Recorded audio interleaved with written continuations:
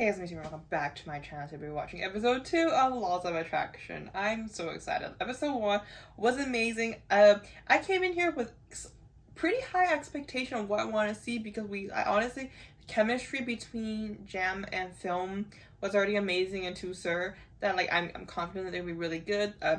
Two Sir was such well written, and I know the like production team from Two Sir was working on this one too. So I had expectations on really good writing, really story, but I came with the high expectations and it has exceeded. I think it's so well written.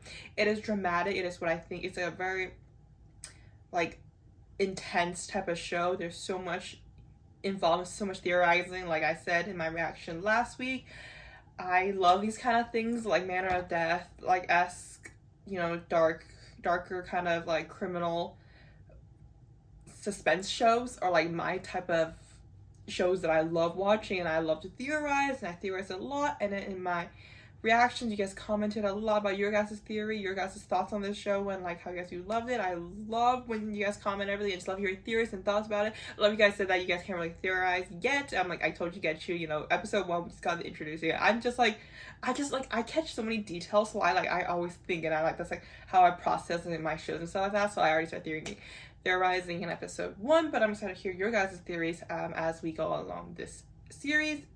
And yeah, we're gonna get more into it. We left off with I do not remember their names at all, but Film's character, Jam's character was like drunk, and Film's character took him to a hotel room, and he took all his clothes off, and he's gonna like try to stage, like I'm guessing like a fake like they slept together and stuff like that. I know that he's not gonna actually sleep with him. Like it's like a stage thing to get him in a way to be on his side, because Film's character is this like very manipulative person who always wants control, because based on my theory, he was hurt in the past because he trusted him. Like he said to Jam's character, he was like, I used to be like you, really naive, very like dumb and trusting like the justice system and everything, and like he was betrayed. We saw that he was shot, and like there's a whole theory like on like what happens. You know, it's gonna be a lot. I would unpack it through the next few episodes, but yeah, so like that's a way of like manipulating him to get to him on his side and stuff like that.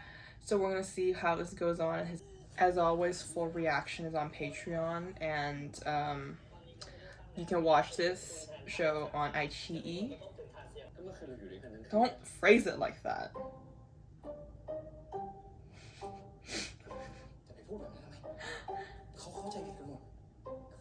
I got the wrong idea during the preview, so yeah.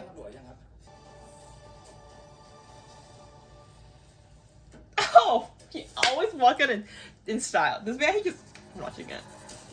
Oh, but look at that. Look at those loafers. Those nice pants and a shirt. He has nice shirts. I really like all his shirt designs. Even like the blue one too with the ruffles.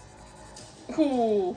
Okay, criticism that I have for this, I'm gonna say here because I'm not gonna remember, is that in that fight scene with Tin, the choreography of it was not the best. I felt like as a character who knows Taekwondo, I feel he should have been able to hurt the person a little bit more.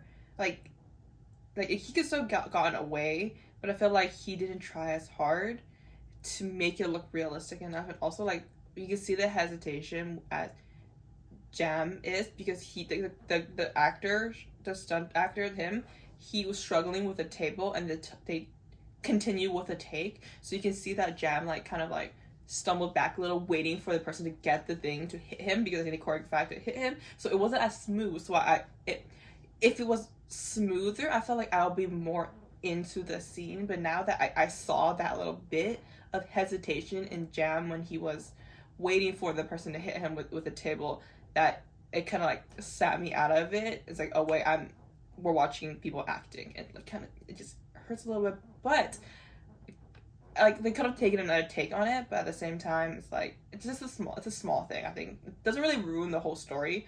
No, he did get hit by a table, so I don't think they wanted him to do that many times.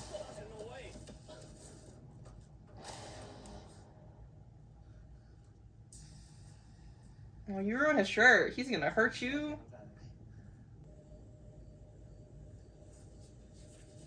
I thought he was gonna kiss him. I was like, what the fuck?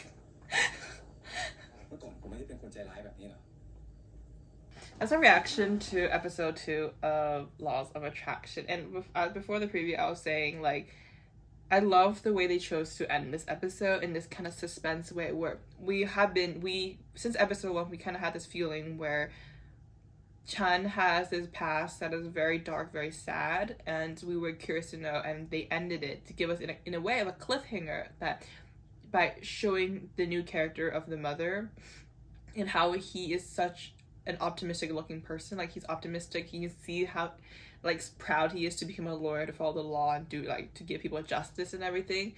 Like he said, like that's what he used to be, and like showing that the mom being very supportive and flashing to the point where like it's happy, and then we flash to the point where he's being tied up again and a gun was pointed at him. And so like there's a thing where we're wondering like what happened to the mother, because it's obvious because he said that like he also used to have a person that he cared about the most, and now they're gone. So in a way, it's obviously it's the mother. And now we're connected to the point where like does it have something to do with the senator and what exactly happened there? Is it like at first I thought like maybe the mother got hit by a car too, and maybe it's the senators with the car this time, but I feel like it's something else, something bigger, because like hitting a car, he could shut him up with money and stuff like that, find justice, he can find a way out of it, because like the senator already proves money can do anything, right? But no, it's something bigger that leads to him being kidnapped and in a way almost getting murdered. So there's something there going on. And so like I thought it was really well done in a way that like it makes us wonder the whole week, we want to know more, it makes us want to come back for it. I think it's a really well written aspect of this episode. And then like overall this episode was really, really good. Similar to episode 1, we got just so much detail, so much like the pacing of this amazing. Like I always say, you know, there's some shows needs to be in the right pacing for me to fully enjoy it, and I think that like this is really well done. It's like not too much information, it's enough for us to theorize and question, and always also good enough like kind of romance part of it. It's pretty well balanced for this type of show for me, in a sense, because it's like not overly just about finding a partner or dating somebody, or not fully too much on like figuring out this murder case and the situation with law and everything. It's like really well balanced. We get really cute moments. I think it has to do really well with film's acting, where like you and the screenwriting. I think film's acting and the screenwriting really work hand in hand in this aspect, where we see that you can see the flirty aspect of this character that they wrote, and there's the way that the screenwriters wrote the words to make it super smoothly. Like you have these two characters, Tin and Chan, together talking about this serious thing, and you blurt in a moment of like flirtiness, cuteness, where we're like, oh wait a minute, we're watching a romance story as well as a suspense mystery murder case. So there's that. And the pacing is good. Once again, only 8 episodes, so I don't expect too much. At the same time, it's enough detail where we are very intrigued. But yes, but overall this episode was really interesting for me to watch. You know, we got more information about like the sun. So we found out that the sun has something to do with the like with the attack on Tin, attack on Chan. And there's kind of in a way like 2 people attacking them. The first one is the son, who is looking for something. I don't know. I don't know if it's I think it's also the doll. And I just thought of something. So I feel like the son is, if you in like Never Let Me Go, Perth's character, I think it reminds me of Perth's characters. I'm sorry I keep referencing other shows, but like it's just like I remember a lot of things that are similar to this. But like Perth's character wanted to like prove to the dad that he's good. I feel like it's the same thing where the dad has never really looked at the son enough and cared about the son enough, and the son is trying to find the place in the dad's life, and that's hard to get that attention. So the doll, I think, is what the dad's been looking for that is needed. Like there's some kind of maybe a USB or something inside the doll, and the son sent the person in. Maybe the son went in there to look for a doll, and it saw the kid in there, and the kid just got in the way of the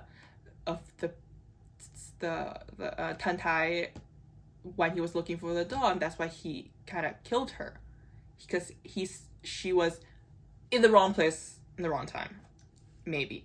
So like that's why he was sent, because like he continued to look for the doll, and he's talking about the doll, like wait till my dad sees the doll and everything. So there's that, and then the dad's looking for the doll because it has something to hold against him too. So like in a way it's like two different fronts of the situation. And like I talked about the son having no remorse when he killed a kid. I will tell you guys what I think about like what he is, but like there is something, he is suffering some psychological problems, and I, once again, do not quote me on this. This is what I think it is, but I haven't read the DSM in a good minute. But I feel like the last time I was searching about Vegas about psychopaths and sociopaths, I forgot which one. I think it's one of these two. There's a disorder where people don't feel remorse, or don't feel feelings at all, like emotions at all, and like just like sympathy at all. And it's one of these disorders. It is part of a personality disorder, I think. So yeah, I'll tell you guys later. So this is a lot, so I chose, instead of typing it out because I feel like it's more like hard, I'm just gonna put this in as a video because it's easier. But I found a piece of article that is doing research on antisocial personality disorder, and I read through it, and in the introduction it does talk about antisocial personality disorder. So it's also called sociopaths, or they're often called, it's like used interchangeably. If that's wrong, this is what I'm getting off the research papers. If it's wrong and you guys know a lot about it more, please comment and correct me, because it's science, you know, I love talking and discussing about science. But what this says in an introduction, this says that antisocial personality disorder is a deeply ingrained and rigid dysfunctions thought process that focuses on social irresponsibilities with exploited, delinquent, and criminal behaviors with no remorse. Disregards for and the violation of others' rights are common manifestations of this with this personality disorder, which displays symptoms that include failure to conform to the law, which he already shown, inability to sustain constant employment, depositions, manipulation for personal gain, and incapacities to form stable relationship, which he's shown a lot of that, especially with the relationship with the dad, and manipulation with like with the person who was trying to work for him. Obviously not conforming to laws, because he literally is telling somebody to go look through somebody's house, theft, and obviously murder with no remorse. So the fact there's no remorse really shows that he kind of have this disorder. But we just only saw 2 episodes of it. Not really sure, because like this is a series after all, and I don't know how much I'm gonna go into this, but that's what I found. This is what I see. I not trying to diagnose him or anything. Disclaimer, not doing any of that. I'm just really interested in psychology, and I'm a psych major, so when I saw his character I thought about that, and that's what my mind went to. So yeah. The grandmother and Chan's relationship is something that I'm very excited to see, because Chan, I think, sees the grandmother as another mother figure now, because the way that she looks at him and the way he, like, I think it reminds him of the mother, and that warm feeling that maybe is gonna help him in a way bring back his emotions and sympathy for people. I think like that's gonna help him when in the relationship with Tin, and also in the relationship with the law and with humanity in general. I think the grandmother's gonna have a huge role on bringing the old Chan back. And once again, a lot of cute moments between these 2 men, because Chan and Film has amazing chemistry, and I just love seeing them together. It's very cute, very cute. That whole scene where they were like helping him with the wound and everything, love that so much. Yes, what else I want to say? I don't know, but that's what I have so far. So if I have anything else, I'll put it in the comments or something like that. But yes, thank you guys so much for watching. Thank you so much for supporting me on Patreon and on YouTube. Thank you guys so much for watching. Always remember to comment, like, and subscribe to my channel. And once again, please comment your theories, your thoughts, because these type of shows is where I need more of you guys to comment and put theories out, because I love reading theories. So yeah, once again, thank you guys so much. Please like, comment, subscribe, and follow me on my social media. Link down below. See you guys next time. Bye.